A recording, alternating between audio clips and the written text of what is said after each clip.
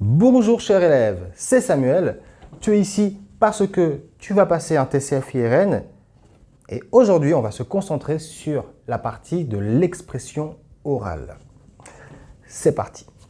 L'expression orale, ça dure 10 minutes. 10 minutes séparées en 3 tâches bien distinctes.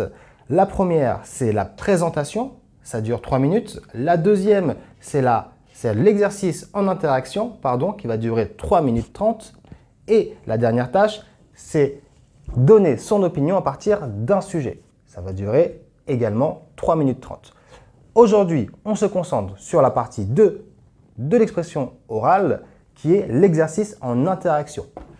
Reste jusqu'à la fin de cette vidéo, car je vais te donner une astuce qui te sera très utile et qui fera peut-être la différence pour avoir une bonne note à l'expression orale.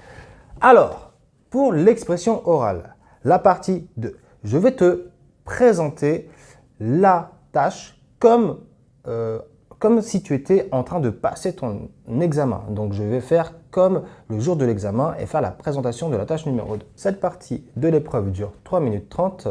Nous allons discuter comme dans la vie quotidienne. Je vais vous présenter un sujet. Ensuite, je vais vous présenter des images, mais vous n'êtes pas obligé de vous servir des images. Elles sont là seulement pour vous aider. Vous êtes prêts? Je suis vendeur dans un magasin de vêtements. Vous voulez acheter un vêtement pour votre enfant. Vous m'expliquez ce que vous cherchez et je vous aide à faire votre choix. Vous avez des questions? Très bien, c'est parti. Bonjour monsieur, bonjour madame, comment puis-je vous aider? Voilà, tu vois, c'est exactement un type de question que tu peux avoir le jour de l'expression orale pour la tâche numéro 2.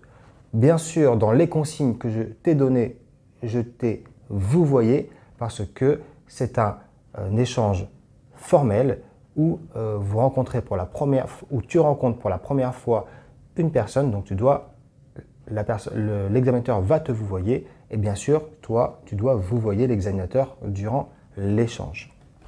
Alors, on se concentre aujourd'hui sur le thème de l'achat-vente, c'est-à-dire que tu achètes un produit, un article, un animal, etc.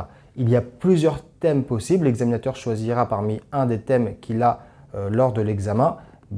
Là, on se concentre sur ce thème-là. Tu peux tomber sur d'autres thèmes, mais aujourd'hui, j'espère t'apporter quelques éléments de questions pour ce thème précis. Alors, quelles questions peux-tu poser pour faire la conversation? Je te rappelle que tu dois durer 3 minutes 30. Bien sûr, comme je l'ai dit, c'est un exercice en interaction, donc l'examinateur va aussi faire la conversation, il va te répondre et vous allez avoir un échange. Ça ne sera pas un monologue où toi seul devras parler. Tu peux poser ces questions. Bonjour, quel article avez-vous? Quels vêtements avez-vous si c'est des vêtements? Quelle couleur avez-vous? Quelle taille avez-vous? Tu peux également poser des questions sur la garantie. Combien de temps ai-je pour retourner l'article? Quelle garantie avez-vous?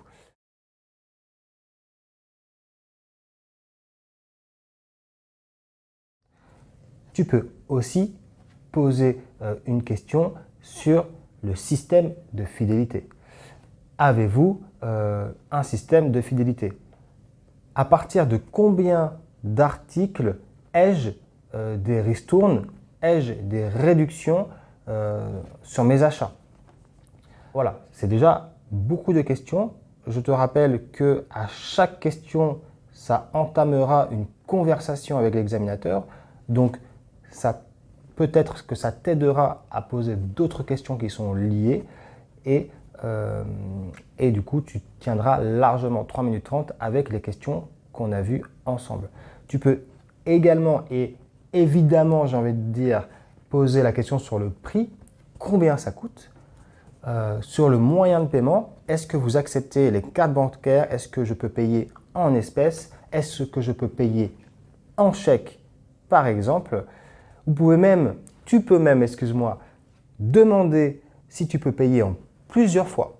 Est-ce que je peux payer en plusieurs fois? Etc. etc.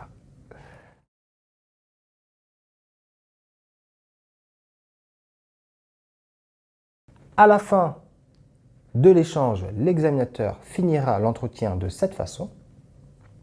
C'est la fin de la tâche numéro 2. Nous passons à la tâche numéro 3.